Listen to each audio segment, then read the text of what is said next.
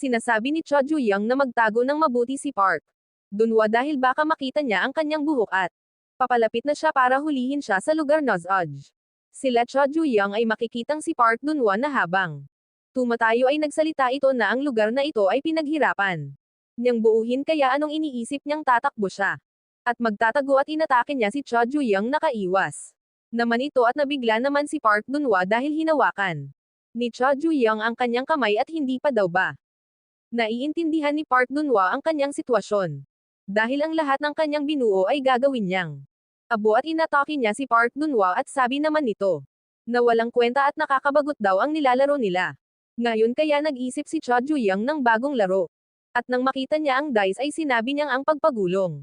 Mana ng dice ang susunod nilang laro dahil tatlo ang nakaharap sa dice ay 3 beses niya ring inatake si Park Dunwa at sinusubukan daw ba ni Cho Ju-young na bagbigin siya sa pamamagitan ng laro at hindi rin siya isang tanga tulad niya na basta-basta na lang panang aatake ang kamao at pinagulong ulit ni Cho Ju-young ang dice at habang umiikot ito ay napaisip si Park Dunwa ng plano at sinabi ni Cho Ju-young mukhang merong mataas na ambisyon si Park Dunwa at mga plano subalit mukhang kulang siya sa swerte dahil 6 ang nakaharap sa dice at wag daw magsalita daw ng walang kwenta si Cho Ju-young subalit inatake lang siya nito ng 6 na beses at tila nawalan ng malay si Park Dunwa at napunta tayo na may nagtatanong kung alam ba ito ng kanyang magulang at kung pinayagan siya at sabi pa ng babaeng ito na ngayon sa mga estudyante ang carp at goblin tattoo ang pinakapopular at habang tinatato nito ang baboy ay tinanong niya ang tao sa kanyang harapan kung ano ang tato ang gusto niya na patahimik naman ang lalaki at sinabing ang tato na nasa kanyang dibdib gusto niya ng katulad niyan pabirong sinabi naman ng babae na mukhang may iba pa siyang tinatitigan bukod sa kanyang tato at takip sa kanyang dibdib. At sinabi naman ng lalaki na alam niya ang lahat na ang babae ay scout ng The Heavenly Dragon kaya sana papasukin siya nito sabay labas ng bag ng punong-puno ng pera at si Park Dunwa pala ang lalaki at kung makukuha niya ang suporta nila ang kanyang plano ay mas magiging madali at kikita siya ng malaking pera sabi naman ng babae na hindi siya sigurado dahil mas prefer niya ang lalaki na ay risk ang kanyang buhay kaysa sa pera. Kinuha naman ni Park Dunwa ang pangtato at nabigla ang babae at kung para daw ito sa pera kaya ng i-risk ang kahit ano dahil ang kanyang buhay ay wala naman halaga at sabay saksak sa kanyang sariling leeg gamit ang pangtato dahil nakita ng babae ang dedikasyon kay Park Dunwa at tinanggap niya na ito at kung gaten daw pala yon ang gusto niya sa Heavenly Dragon at una daw ay kailangan niyang ipadala siya sa juvenile prison. At bumalik na nga tayo sa kasalukuyan kung saan may nagmumura at magsitabi daw sila sa daan at si Park Dunwa pala ito na tumatakbo na at pinapaalis ang mga tao sa kanyang daraanan at kailangan niya lang daw ngayon munang makatakas dahil sigurado siya na ang ebidensya ay sinunog na sa labas maghintay lang daw si Cho Ju-young sa kanyan at may bigla naman sa kanyang umatake habang tumatakbo siya at si Magayem pala ito at sinabi nito na kinuha niya na nag-ebidensya sa lalaki at hinampis niya si Park Dunwa ng bag na puno ng pera at baraha dice na ginamit sa pangdadaya. At tinignan naman ito ng ibang bilanggo dahil mukhang mga ordinaryong baraha lang daw ito at dice sinabi naman ni Magayem na tignan nilang mabuti dahil ito ang sinubukang itakas ng dealer kanina ito rin ang magpapatunay na ang gambling den ay isang scam at tapos na daw ngayon si Park Dunwa natuwa naman si Gunamin dahil may pakinabang naman daw pala si Ma.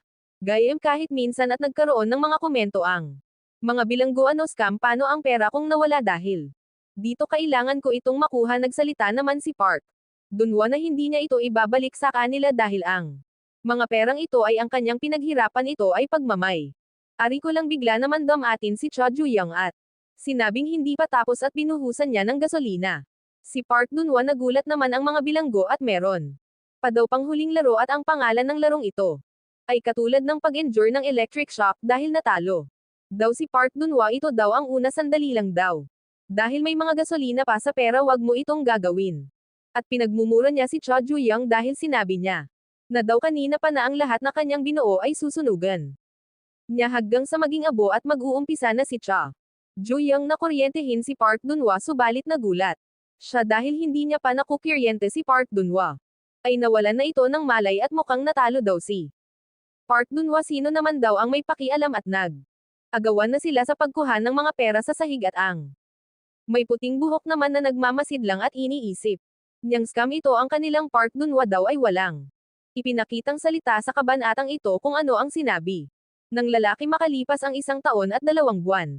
Ang inmate numero 7,849 na Park Dunwa ay nakalaya na kahit na nakadanas siya ng pagkabigo sa kulungan. Salamat doon dahil naging leksyon ito sa kanya at magbabago na siya simula ngayon at bigla naman sumulpat ang pamilyar na lalaki at binati si Park Dunwa sa pagkakalaya nito.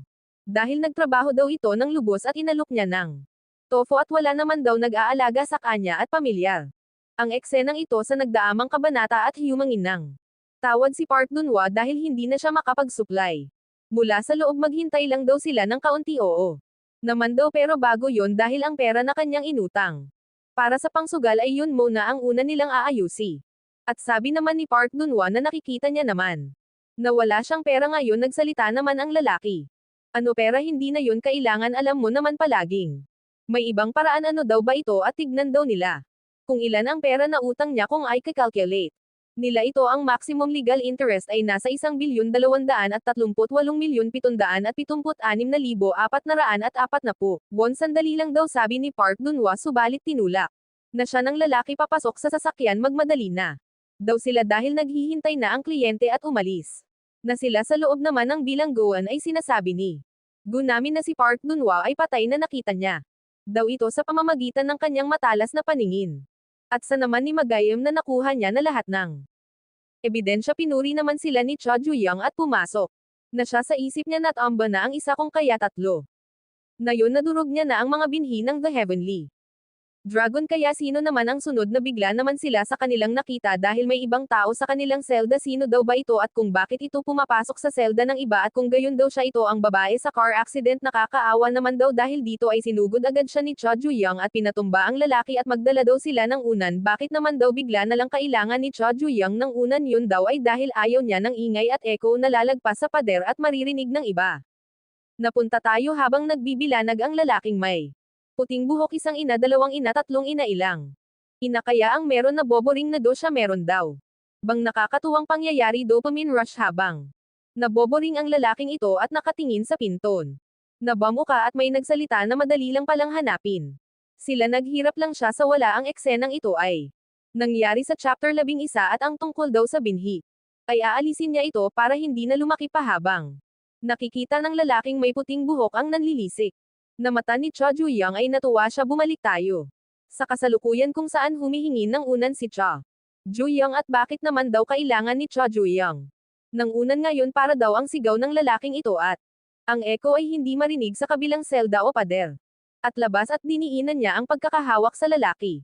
At hindi daw ba siya naiintindihan na ang energy ay mag-echo bago pa man makaatake si Cha Juyang ay nagulat siya dahil iniharap ng lalaki ang iginuhit niya dragon. Nagulat daw ba si Cha Juyang? Ang dragon tatong ito ay ang hinahanap mo, diba? At kailangan niya daw ngayong kaunting tulong at umalis na siya sa pagkakahawak ni Cha Juyang. Ang mga dragon na iyon ay kaya kong tadteren para sa iyo, ngunit uunahin nilang ayusin ang hindi pagkakaintindihan at pinilot niya ang larawan.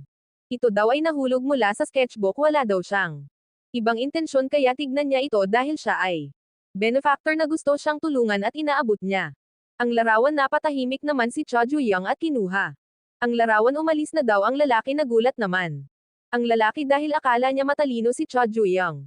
Subalit mas tanden pa ito sa kanyang mukha at bilang leader daw ng isang selda ay pwede siyang makipaglaban dito. Subalit kung aatake lang siya ng padalos-dalos ay mamamatay siya sa kamay ng ibang leader ng selda.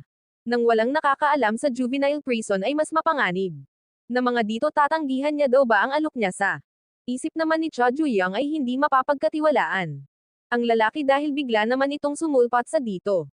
Ang lalaki naman binubuksan ang bintana at nababali daw ito at ito daw ay bigla na lang umaalok ng isang kasunduan. Bigla ano ba ang gagawin ng lalaking ito para makalabas sa pamagitan ng kanyang tulong? Nabali na daw ng tuluyan ang bakal sa bintana at si Gunamin naman ay nabigla dahil dito wala namang masabi si Cha Juyang dito at tinawag niya ang lalaki na Shaggy.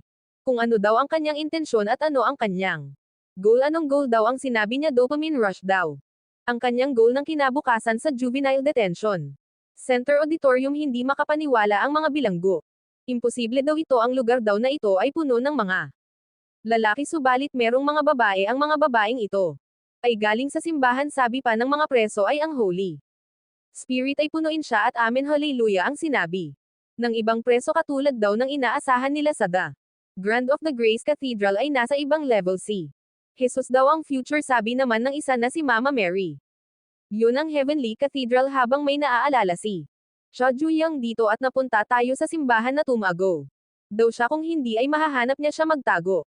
Daw siya kung dahil mahahanap niya siya habang patuloy. Pero na humahanap ang babae ay nahanap niya na ang hinahanap niya. Ang babaeng ito ay si Ledayon, ang childhood friend ni Cha Juyang at ang kasalukuyang edad nito dito ay 17 at si Cha Juyang pala ang lalaki. Ano daw ba, alam niya daw na natutulog lang ulit dito. Si Cha Juyang, oo naman daw, sabi ni Cha Juyang, nagising lang daw siya sa ingay ni Dayon. Nagulat naman si Dayon, lumalamig daw dito paggabi, ayos lang daw ito.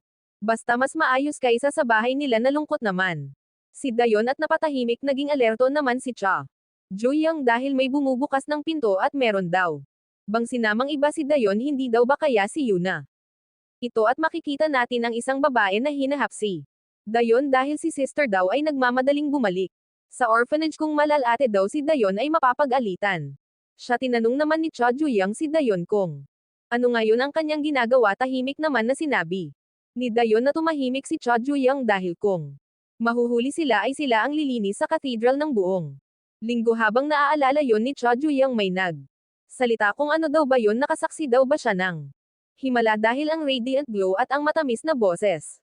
At sabi pa nila na heavenly visual, saan daw tumingin daw siya doon at tinawag nila ang babaeng kumakanta na isang saint o santa. Nagulat naman si Cha Juyang nang makita niya ito ay naalala niya na ito si Sien Yuna na humahanap sa simbahan noon. Nabigla naman si Song Yuna dahil nang makita niya ang tumitingin sa kanya ay nakilala niya agad ito na si Cha Juyang. At sa cafeteria kung saan kumakain ang mga preso ay sabi ng babae na nandito sila upang maguakalat ng pananampalataya. Subalit mukhang walang pag-asa sa kanila dito at napakasarap daw nito. Curious daw siya kung ano pang ibang pagkain ang meron bukod sa sausages. Ang ibig sabihin niya daw ay kung ano ang nasa loob niya. Nagrereklamo naman ang isang babae dahil bakit niya daw kailangang pagsilbihan ang scumbag na katulad nun, at sasabihan niya daw ito na mapunta sa impyerno. Inaawat naman siya ng kasama niya dahil napakalas ng kanyang boses. Ang tao daw na katulad nun ay hindi deserve na magkaroon ng isang mangko ng kanin. May isa naman na nagsalita na nagpapasalamat sa Panginoon. Salamat daw sa pagbibigay sa kanila ng pagkain sa kabila ng kanilang kasalanan. At isa rin ito sa leader ng selda at salamat daw sa mga sister na ito. Mukhang isang Katoliko ang lalaki, sumang-ayon naman ang isa at nag-sign of the cross na ang lalaki. At sabi nito na Amataba Buddha. Nagpapasalamat ang lalaki. Sa Bodhisattvas wala naman masabi ang dalawa dahil akala nila Katoliko ang lalaki at ipinagsawalang bahala na lang nila ito. At saan daw ba pumunta si Yunho? Dahil sabi niya ay babalik agad ito pagkatapos ng break. At makikita natin si Song Yunhan na sinasabing mainit. Init dito. Humingi naman ng tawad si Cha Juyang dahil wala sila sa magandang lugar para tumaho sa iba. Hindi daw sabi ni Song Yunho dahil ang choir robe daw ay comfortably ng kaunti. At habang patuloy ang kanilang pag-uusap, sabi ni Song Yunho dahil minsan lang daw sila makapag-usap kaya ang awkward daw nito dahil dati ay tatlo sila laging magkakasama. Si Dayon daw nang pagkatapos umalis niya pinigilan naman siya ni Cha Juyang na ang topic na ito. Alam naman daw niya ito na si Dayon at Cha Juyang ay palaging magkasama at magkapareha. Nagulat naman si Cha Juyang dahil hinawakan siya ni Song Yunho sa kanyang mga balikat at sa oras daw na yun Mick ang naghihirap si Cha Juyang mag-isa at mag-paging nag-iisa.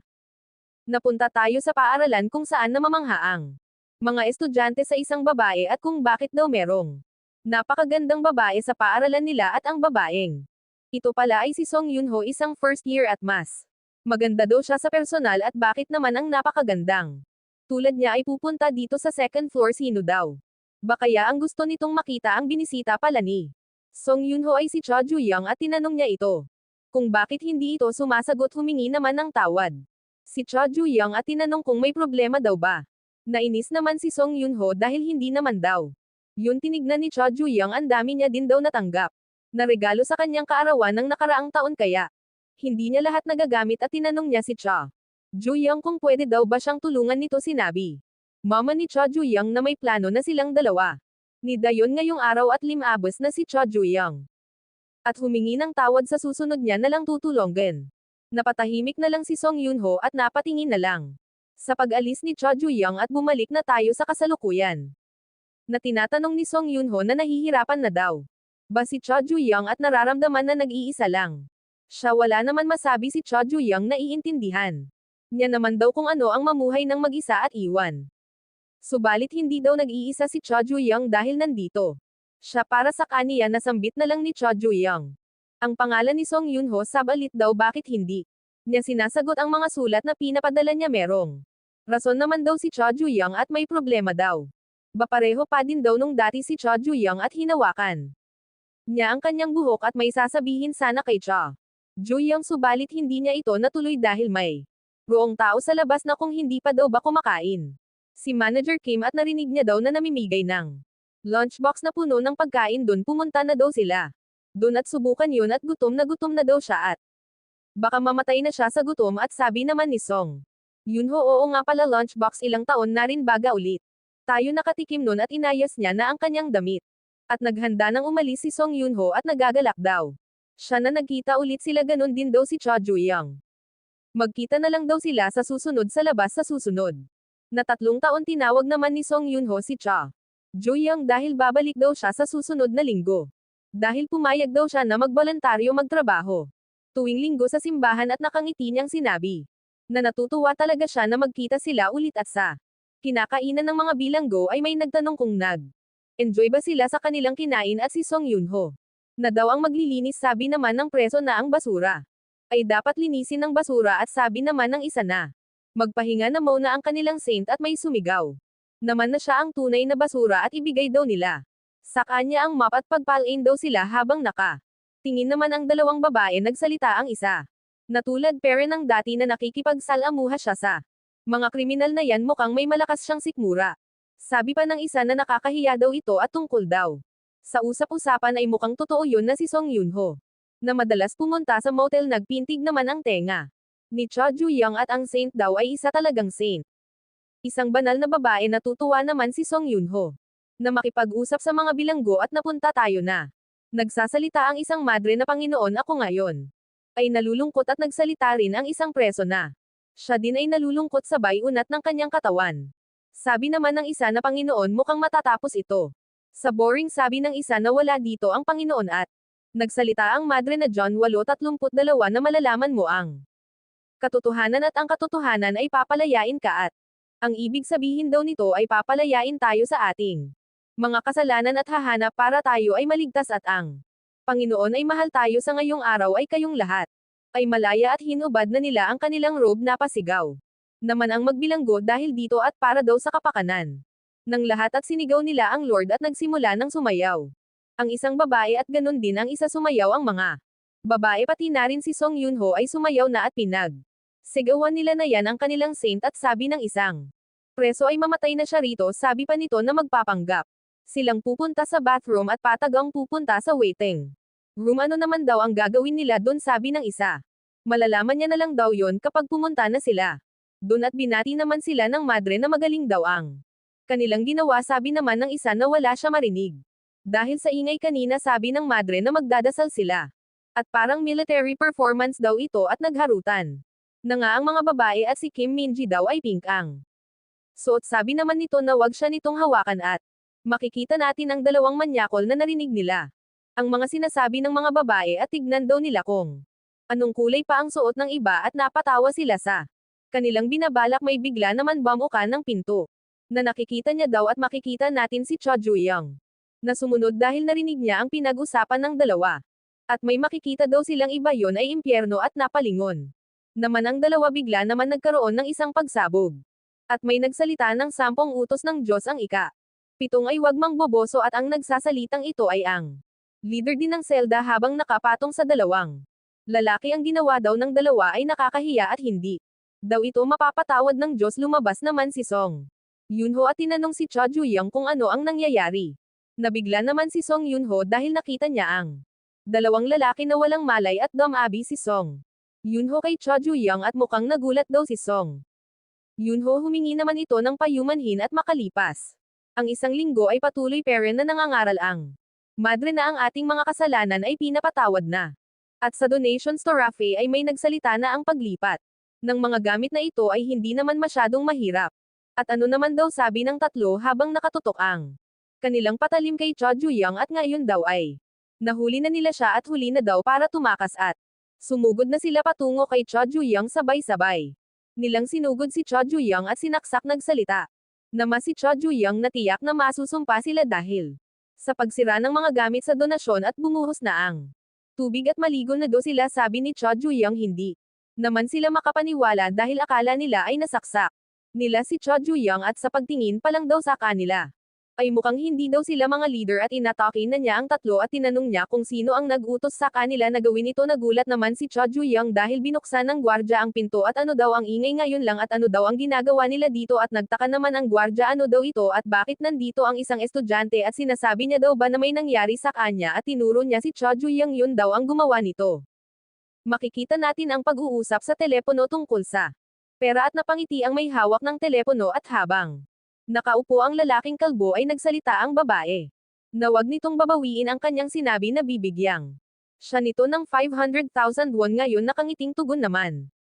Ng kalbo na oo naman daw bibigyan niya ito ng maraming pera at mas maganda daw siya kapag wala siyang make up at kailangan daw nilang magpasa malot sa langit dahil dun at ipapaliwanag niya daw yon sa kanyan at maupo siya sa kanyang tabi. Nagulat naman ang kalbong lalaki sa kanyang nakita dahil may bigla na lang bumukas ng pinto at tinanong niya ito kung sino ang lalaking ito. Sabi ng pumasok na lalaki na isa itong illegal metal. At hindi lang basta kung sino ito kundi ang pastor. Panang simbahan pastor pala ang kalbong lalaki at tinanong niya ang lalaki sa kanyang harapan kung pinagbabantaan ba siya nito at tinawag niyang maliit na bata ang lalaki. Kahit sobrang laki nito habang nagsasalita ang pastor na ito ay sinuntok na siya ng malaking lalaki at tinanong siya nito kung magiging maayos lang daw ba siya at pinagsusuntok niya ito at pastor daw ito ng isang cult.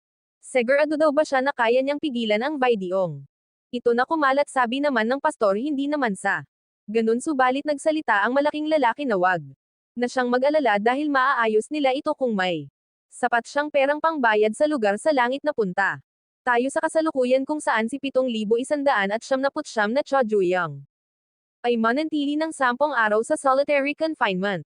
At sinabihan niya si Cho Ju-young na wag na siyang gagawa ng ganun sa araw ng bisita at aware naman daw siya na binibigyan siya ng special treatment ng warden. Dahil involved siya sa insidenteng ito ay hindi siya makakalabas sa solitary confinement ngayon at pinapanood Karen ng Minister ng Hustisya sa CCTV at yun rin ang rason kung bakit hindi kita pwedeng palayain. Tandaan mo yan at umalis na ang gwardya at ito nga talaga ang juvenile prison na gumawa ng nakakahiyang bagay na yun at habang inaalala ni Cho Ju-young ang yayari na tinuro siya ni Song Yun-ho at bakit niya daw yun nagawa sa parehong oras ng pagseserbisyo ng simbahan ng tanghali at napunta tayo sa parking lot sa loob ng bilangguan at may nagsalita na para sa kanila na magkita sa ganitong pagkakataon ay mukhang kagustuhan ng Panginoon. Long time no see daw sabi ng leader ng Zelda kay Yun-ho. Alam daw ni Song Yun-ho na korap ang lugar na ito subalit ayos lang ba daw na umalis sa bilangguan ng isang preso. Sinabi naman nito na ang katulad niyang leader ng Zelda at iba pang leader ay nagbabayad sa warden buwan-buwan at binibigyan kamay ng sapat na kalayaan kaya wag kang mag-alala na kahit hindi matagal na makakasama kita ay sapat na yun ang makasama ka. Ay nagpapaalala sa akin ng nakaraan kapag kasama kita ay ako ang humahatol sa mga erehe kahit na ang aking pamamaraan ay magaspang at ang pangalan ng lalaki ay Namgang Joseph. 12 cases aggravated assault at intimidation. May 18th na kaso pa ang hindi nalalaman. At magaling daw nakatulong si Song Yun-ho sabi ni Namgang kaya hahayaan niya na lang kay Song Yun-ho ang paghatol kay Cho Ju-young at napunta tayo kung saan nakaupo si Cho Ju-young na patuloy na nag-iisip na kahit isipin niya pa daw ay hindi niya pera naiintindihan na mayroong tao na sinusubukan akong mahulog sa patibong. At ang mga lalaking yon na sinubukan akong saktan ay isang kasali sa patibong upang makabili ng oras. Ang tunay nilang intensyon ay ma-frame up ako at kasuhan ng sexual assault. Ngunit si Song Yun-ho ay nagbago ang kanyang isip sa huling pagkakataon na sinabing ako ang nagligtas sa kaniya at ang mga presong nawalan ng malay ay ang dumalo sa kaniya doon at sinubukan siyang pagsamantalahan at sinabi niyang ako ang lumigtas sa kaniya. At sinabi ng gwardya sa ngayon ay ibalik sila sa kulungan at hindi daw ba kaya ginagamit lang si Song Yunho ng iba at sino naman kaya yon at bakit nagbago. Ang kanyang isip sa oras na yon at niligtas ako ay tinawag naman ni Cho Ju-young ang gwardya at hihingi daw siya ng isang favor. Lumapit naman ang gwardya at sinabing dahil sa CCTV ay wag ka dapat kumuha ng atensyon at alam daw naman yun ni Cho Ju-young kung kaya gusto niyang ipatawag sa gwardya ang isang tao. Napunta tayo sa na nagsisalite si Namgang Nanong. Unang araw daw ng pagbisita nila Yunho ng nakaraang linggo at iniiwasan ako at tumago sa likod ng iba. Ay napagtanto ko na ikaw ay nabighani sa isang lalaki. Kaya binigyan kita ng pagkakataon na humatol sa lalaking yun gamit ang iyong dalawang kamay ngunit bakit hindi mo yun ginawa, sabi naman ni Song Yunho habang nanginginig. Na ang sinasabi niyang paghatol ay pwede niya bang itigil na ginawa ko naman ang lahat ng sinasabi mo. Noon sabi naman ni Namgang na nakalimutan na daw ba ni Song Yunho na nasa kanya ang lahat ng videong iyon. At ikaw ay gumagawa ng magandang trabaho kaya ang kailangan mo lang ay tulungan ako ngayon at pati na rin sa hinaharap. At ang iyong ina hindi pa natatapos ni Namgang ang sinasabi niya ay hindi na nakapagtimpi si Song Yunho. At tumaya na ito dahil ay re-report niya daw ito sa mga polis ang lahat ng krimen na ginawa nito sa labas ng kulungan. Nahulog naman ang hawak-hawak ni Namgang sa sahig at mukhang mas malala pa pala si Song Yunho sa kanyang inaakala at nakapatong o nasa harapan na ni Song Yunho si Namgang at gagamitin niya daw ang pagkakataon na ito ngayon na ay purify siya o linisin. Napasigaw naman si Song Yunho dahil dito sumigaw lang daw siya hanggang sa gusto dahil ngayon ay walang sinuman ang malapit sa kanila kundi silang dalawa lang at ngumiti ito sa kanyang kamanyakolan at bigla naman may bumukas ng pinto ng bus at napalingon naman dito si Namgang. At umaakyat na ng hagdan ang taong pumapasok sa bus. Tumingin naman dito si Song Yunho at makikitang si Cho Ju-young pala ito at papano niya daw yon nagawa, papano niyang magawang makalaya sa solitary confinement at maaaring maghintay daw ba ito ng ilang sandali. Napaluna naman si Song Yunho dahil daw meron siyang kailangang asikasohin, gawin niya daw kung ano ang gusto niya, sabi ni Cho Ju-young at paunti-unti nang sumasara ang pinto ng bus at sinabi ni Cho Ju-young habang nanlilisik ang kanyang mata na dahil daw may kailangan din siyang asikasuhin. Bumalik tayo kung papaano nakalabas si Cho Ju-young sa solitary confinement nang tinawag niya ang gwardya. At sinabihan siya na wag kumuha ng masyadong atensyon. Dahil ang minister ng paghatol ay nakikita sila sa CCTV. Alam naman daw yon ni Cho Ju-young kung pwede niya daw ipatawag ang isang tao para sa kaniya at may nagsalita na ano daw ba ito dahil mayroong private room si Cho Ju-young. Nagseselos tuloy siya at mukhang komportable daw dyan, gusto niya rin daw pumasok. Sinabi naman ni Cho Ju-young na hindi niya siya ipinatawag upang magbiro lang dahil sinabi daw nito dati natutulungan siya nito kay magtulungan sila ngayon at ipakita niya daw kung papaano siya nito tutulungan. Napatahimik naman ang may puting buhok at sabihin daw sa kaniya ni Cho Ju-young kung anong klaseng tulong niya lahat daw ba. At bumalik tayo sa kasalukuyan habang tinitigan ni Song Yunho si Cho Ju-young ay tinawag niya ito.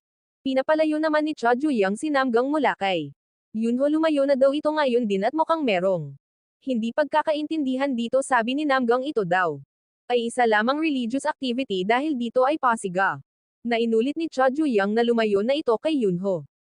Tumayo na si Namgang, sinabi naman nito na religious activity ang kanilang ginagawa, hindi niya daw ba ito naiintindihan at mukhang mahirap itong intindihin ng erehe. Bigla naman umatake si Cho Ju-young at sinuntok ito at itigil na daw nito ang walang kwentang pinagsasabi niya dahil ang ginawa niya kay Yunho ay isang krimen. At pinag-aatake niya ng paulit-ulit si Namgang ang katulad daw niya ay kailangang punatin ng pinong-pino. Bago pa man tumama ang atake ni Cho Ju-young ay nagsalita si Namgang na magaling sumuntok si Cho Ju-young.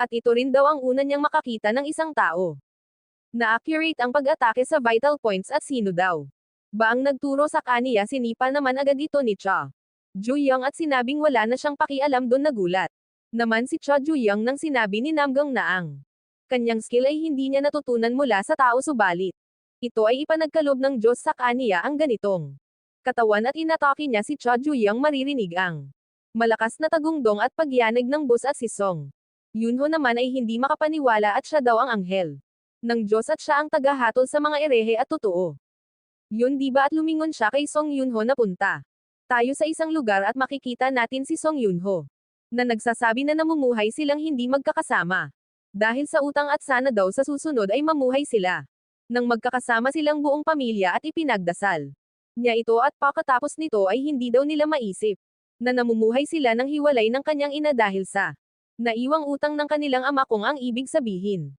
Daw ba nito ay binabayaran ng mag-isa ng kanyang ina? Ang utang yun daw ay nakakamangha at ipagdarasal daw nila si Yuna at nagpasalamat naman ito sa kanila sa hallway naman ay may tumawag kay Yuna na palingon naman siya dito at sino daw ba ito nagpakilala ito na siya daw ay si Namgang Joseph at nagsimula siyang sumali sa Bible camp ng nakaraang linggo hindi niya daw sinasadyang marinig ang pinagdadaanan ni Sister Yuna sa kanilang pagkakautang at iniisip niya daw na matutulungan niya siya at mayroong paraan kung paano nila mababayaran agad ang kanyang utang naman daw yun sabi ni Yuna at nagsimula na ang kanilang ginagawa na sinasabi ni Namgang na ito ay ang hatol sa mga erehe at ito daw ay bagay sa kakayahan ni Yuna. Ang ereheng ito ay ang umakit kay Sister Yuna.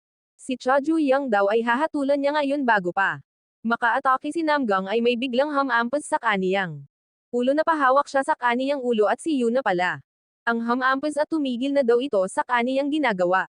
Subalit hinawakan ng mahigpit ni Namgang ang paa ni Cha Ju-young at itinapon ito ng napakalas at tumilapon ito sa unahan ng bus. Nag-aalala naman si Yuna at dahil si Cha Ju-young daw ay hindi nabiyayaan at sinampal nito si Yuna at wag daw mag-alala si Yuna dahil ngayon daw lilinisin niya na si Yuna ngunit bigla na lang may nangyari sa kanyang katawan at bakit daw ba ang kanyang katawan ay hindi na nakikinig sa kaniya at napasuka siya ng dugo sa sahig at ano daw ba ang nangyayari. Sinabi naman ni Cha Ju-young na siya na mismo ang nagsabi kanina noon na ang pag-atake sa vital point ng kalaban kahit na ang pinagpala mong katawan ay hindi kayang ma-endure ang internal injury at wala na rin daw sa mabuting kondisyon si Cha Ju-young sa loob ng bus ay sinabi ni Cha Ju-young na wala ito kaysa sa tiniis na sakit ni Yuna. Makikita natin ang mga panlinis at napagdesisyonan niya na daw na ang katulad niya nagkasala ng sexual assault ay dapat maparusahan ng pisikal at chemical at kailangan itong matapos ngayong hapon.